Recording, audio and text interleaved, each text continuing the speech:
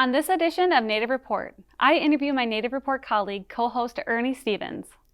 The tables are then turned and I interview Rita Aspinwall. And then we check in with prospective medical student Jaja Greensky.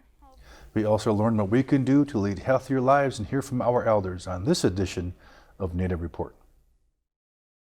Production funding for Native Report is provided in part by the Blandin Foundation.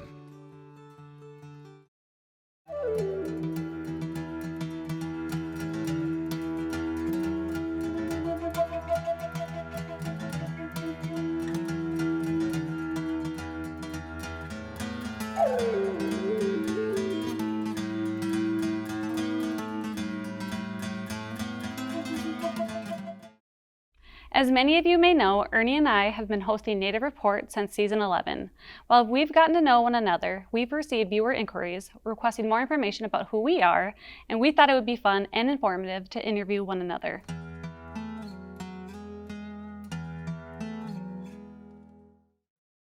Ernie, do you want to go first? I'd say ladies first. Can you introduce yourself? Kali Dahotalari Niyungyats. Buganyanta, he wigita loda, Waniota Aga, Niwagajod.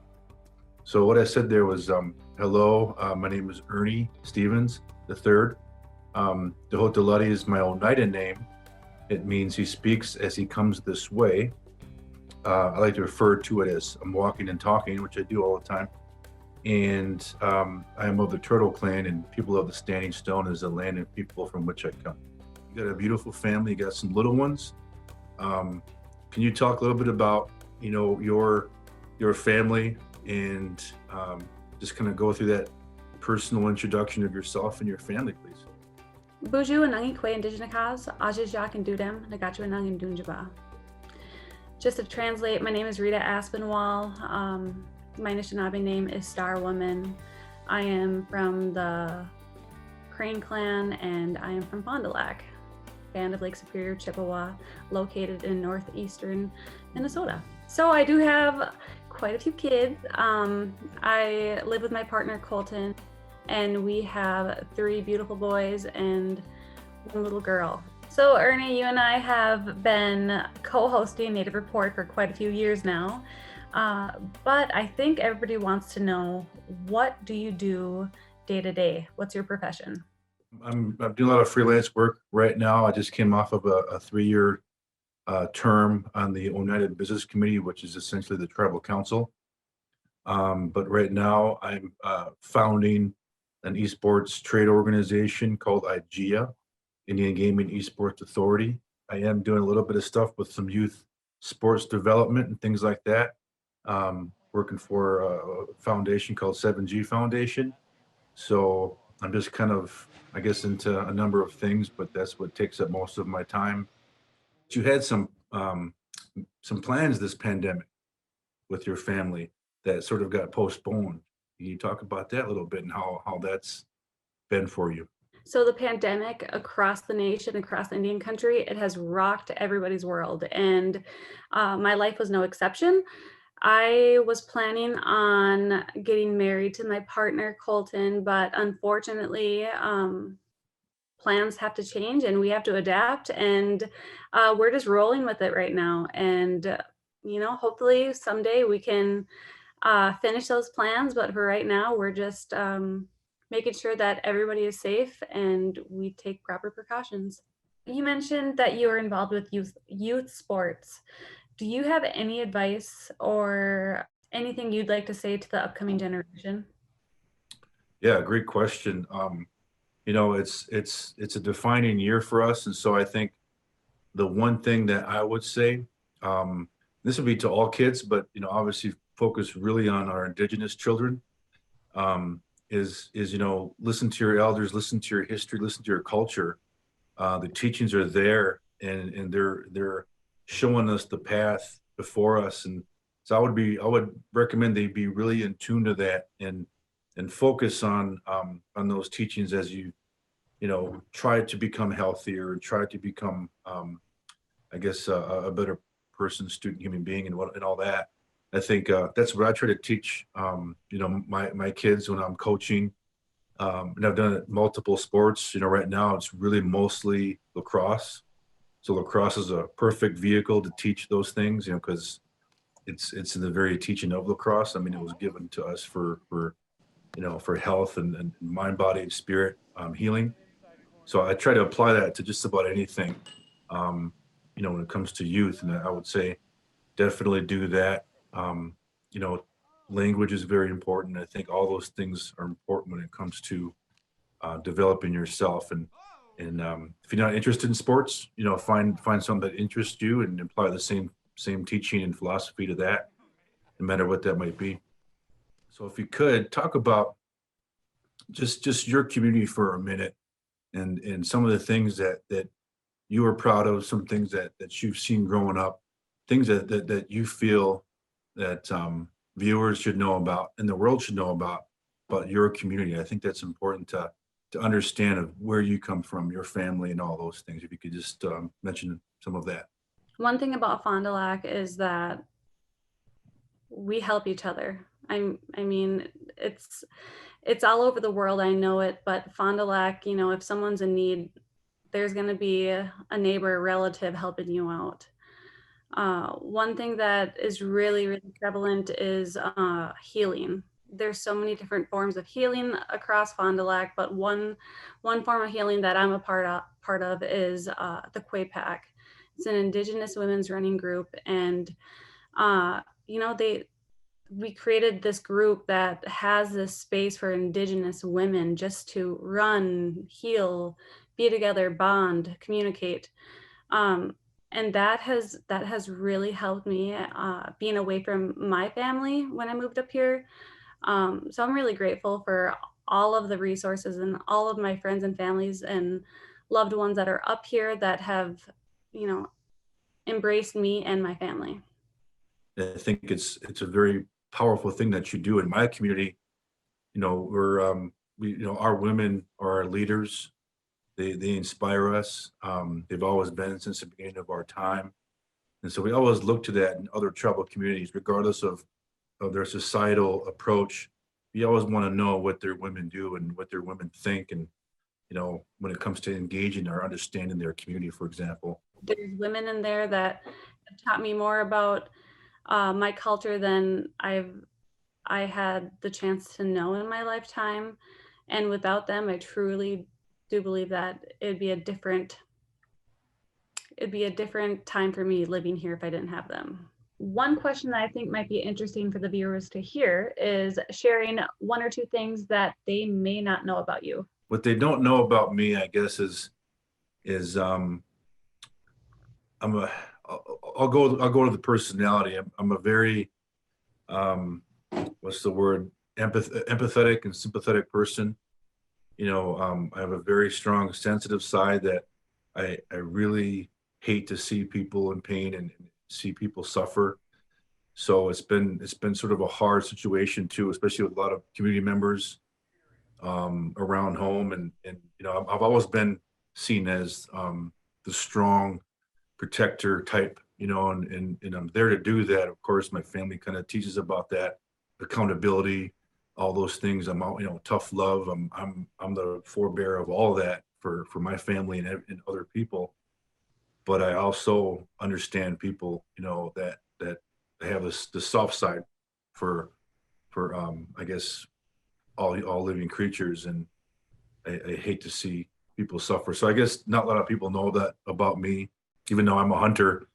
I hate to see animals suffer, and it applies to what I do as a hunter, fisher, and all those things. I just even plants. What is your favorite thing about hosting Native Report? I mean, besides working with you, yeah. Besides that, no. I think it's just the people, and that's the people we work with. Obviously, yourself, Mike, Lance, the whole crew.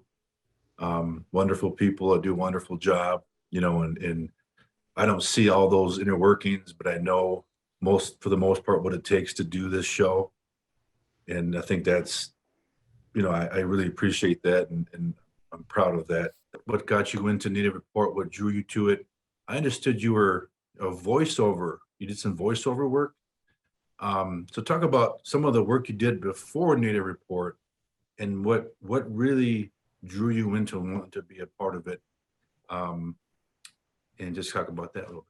I attended Fond du Lac Tribal and Community College, and throughout my academics there, I I was modeling a little bit for, the yearly calendar, and it eventually led to a commercial for the Fond du Lac College. And I really attribute a lot of my success in that field to that commercial. It opened a lot of doors. Eventually, after that, I did some voiceover work for some commercials and radio scripts, and dabbled in a little bit of modeling, and it's just really fun. There was auditions for Native Report for the co-host position, and at that time I was really, really pregnant. I was about 9.5 months pregnant, and I thought, okay, why not? The worst thing that can happen is I don't get it. We have all these opportunities in front of us that if we just take that leap of faith and we just try something out of our comfort zone, good things can happen and come out of it. Ernie, reviewing back from all the seasons that we have hosted Native Report, which one was your favorite story to cover? The whole chunk mounds story. It is a late summer afternoon, and the warmth of the day is slowly giving way to the coolness of the evening. I was always aware of that. When I was doing the tourism, there were some efforts to utilize some of these mounds as a tourism effort for the state. Forgetting the name of the legislation, but it was to protect the mounds. And to see the success of stopping that, issue in protecting those mounds, it was really cool. And then be able to do a story on it from their perspective. It's something we just wasn't out there. A lot of stories. What's your favorite? What comes to mind when you think of that most impactful story for you? Quite recently, for this upcoming season, we are going to be following a medical student, Jaja Greensky. I'm really excited to see how that story develops. But there's so many, the Fond du Lac flag installations, and of course, one of the first stories that I've covered was Delina White, along with Lavender Kingbird and Sage Davis. They were my first story that I covered, that I was in the field asking questions, interviewing. I was honored to be asked to model one of the 15 beautiful creations by Delina and Lavender. They put so much into their art form. They take their traditional teachings that they have from their communities and they put them into their skirts, their dresses, their now scarves. It's limitless. I think they do jewelry as well. I just think having those strong Indigenous women role models is really important for me to showcase to not only my friends, my family, my loved ones. So I'm really grateful to have them as my first story and my favorite story.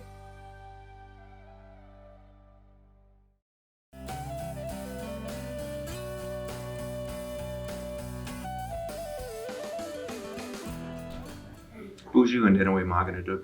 Hello, my relatives. I'm Dr. Ernie Stevens, and I'm a family practice physician on the Fond du Lac Reservation. I'm enrolled in the Mille Lacs Band of Ojibwe. I'm a member of the Association of American Indian Physicians, and today I'm getting my second COVID vaccine. There are currently 2 vaccines out. One of them is the Moderna vaccine that I'm getting today. I got the first one 4 weeks ago. I'll get the second one today. This is a vaccine that's 94% effective, and the other vaccine that's out is the Pfizer vaccine, and that is 95% effective, and that's 21 days after the first dose. I've been looking forward to this for a long time. With the second dose, oftentimes people can get side effects that are similar to getting COVID. They can get fevers, they can get aches, muscle aches, sometimes diarrhea, and just feel generally miserable for 24 to 48 hours. lots of people don't have any response like that. Getting those side effects means that you're getting a good immune response. Even with the vaccine, people need to continue to wear masks, social distance, wash your hands, sanitize frequently touched surfaces, and all of that is to help prevent the spread of COVID. Until a majority of us, 70% or so, get vaccinated, we still need to do all those measures to protect our elders and those most vulnerable.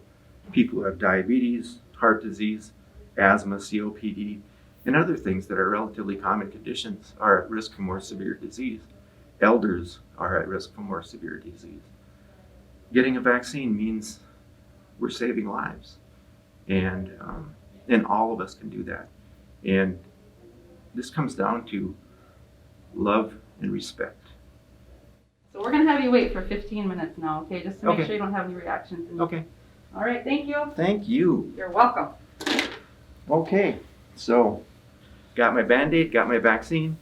So it's possible I could get some side effects from the second vaccine. And again, that means that I'm getting a brisk immune response. And we need to be vaccinated. People have fears of vaccines, and this is the way out of this pandemic. This pandemic has been keeping us separated for a year now, and we can't hug our elders, and we can't hug each other, and we can't go to movies, and we can't be in crowds, and businesses have suffered from this, and all of us getting vaccinated is the thing we need to do. This is saving lives. You can save lives. You need to get the vaccine. And remember to call an elder. They've been waiting for your call. I'm Dr. Ernie Stevens, and this is Health Matters.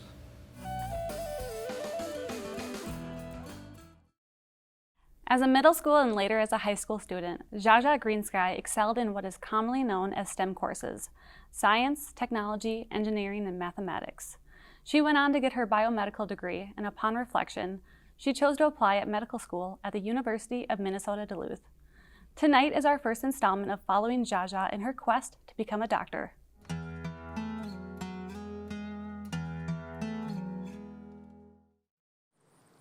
One of the big reasons that I want to be a doctor is to help model pathways and to show the younger generations, like, yeah, you can do this. It is a warm late summer day as Jaja Wanung Greensky takes a break from applying to medical school to walk her dog. This pause allows her to think about other things, but her thoughts all come back to her desire to become a medical doctor. I actually am in the process of applying to medical school for this round, but it hasn't been like the picture perfect application season I was hoping for because of the coronavirus. And I really feel a calling towards medicine because of a lot of my experiences that I've had growing up. But as of right now, I would really love to go into family practice, and a lot of that stems from my time being younger and sitting with my grandma during those visits to IHS clinics when she was towards the later years of her life. Jaja is applying to the University of Minnesota Duluth School of Medicine, where they have the Center for American Indian and Minority Health and other programs geared to the Native American medical student. The overall mission of the center is to improve Native health, and we do that in several ways, but the way that we're best known for improving Native health is by increasing the number of Native American physicians. Most people take it for granted when they walk into their doctor's office, they're going to see someone that looks like them. But for us who are Native, that hasn't been our experience. And it's not as if we mind seeing non-Native doctors, it's just that much easier, I think, to relate to and get to the heart of the matter when you meet someone who looks more like you, because you have an assumption, right or wrong, that they have some understanding of where you came from and the other issues that affect your health. The programming of the center actually started when the school opened. So we had our first Native grad with the first graduation class of this university. I think the following summer we also started Native Americans into Medicine, which is a college are a medical school sort of prep program. It takes Native college students and teaches them, enhances their knowledge of science and math and enhances their capacity or their ability to get into medical school. I am there to support the students, recognizing that not all programs can have a Native physician as a mentor. And people take it, again, that's one of those things that people take for granted. Our white students have their mentors all around them all the time, but not for our Native students. The best way that these students are going to make change for Native people is by using our community and be involved in the community. It's not the one-to-one, let me give you a medication for this, really. It's supporting them through all this network that we have built. And that's what makes us Native, right? We're more community-driven than we are individually driven. The things that make me happier is when students really start to understand what the barriers are to healthcare for Native people, when they get that insight and I can see in their eyes their want to fight and their want to really contribute to the well-being of others, when they get that insight. The other thing is interacting with patients and having that nice rapport. Jaja still has to take the medical college admissions test, or the MCAT, postponed 3 times due to COVID-19, and she has been in communication with Mary about when that will happen. But meantime, she's working on her medical school application. I just recently graduated with my bachelor's in biology from Michigan Technological University in Houghton, Michigan. It's really hard, it's really hard when you are a young, ambitious, Indigenous woman trying to pursue a STEM field. Our ancestors have been scientists for thousands and thousands of years. And yeah, it's tough because we're navigating a whole new world as Indigenous scientists that our ancestors didn't even think of. But I can't help but feel that our ancestors would want us to remain true to our Indigenous roots and approach science in a way that can help not just ourselves and our community, but other people, everyone, I hope once I become a doctor, and I hope that I can help, our elders establish and maintain care, but I also hope that I can show and model pathways for the younger generation. Being Indigenous is like a superpower, You look at the whole world in a different way that your other people don't look at, right? And that's because of our culture, and that's because of our teachings and our sense of communities and our sense of place to the earth. I have a responsibility to the Creator, to my community, to my family, to help people, right? And I have, I'm also very passionate about helping people and helping children in an educational standpoint.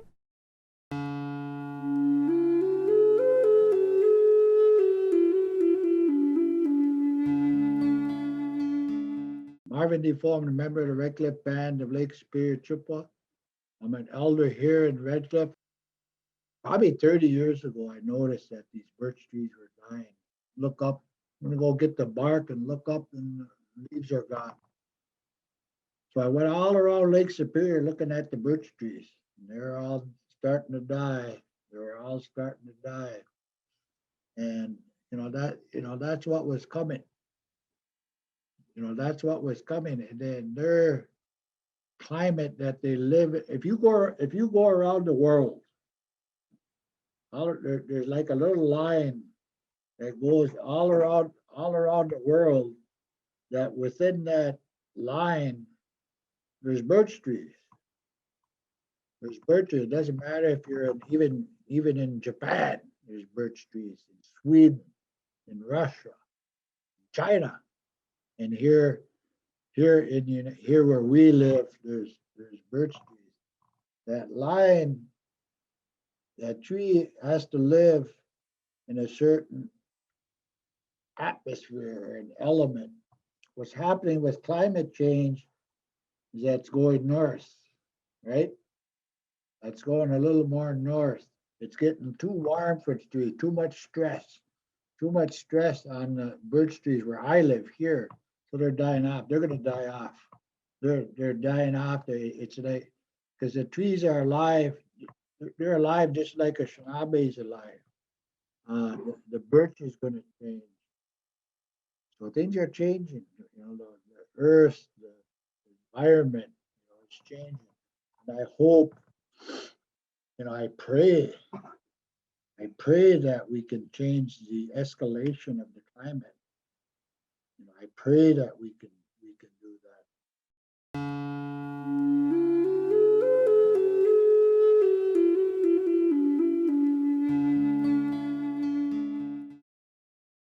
For more information about Native Report or the stories we've covered, look for us on the web at nativereport.org, on Facebook, and on YouTube. Thank you for spending this time with your friends and neighbors across Indian Country. I'm Rita Aspinwall. And I'm Ernie Stevens. We'll see you next time on Native Report.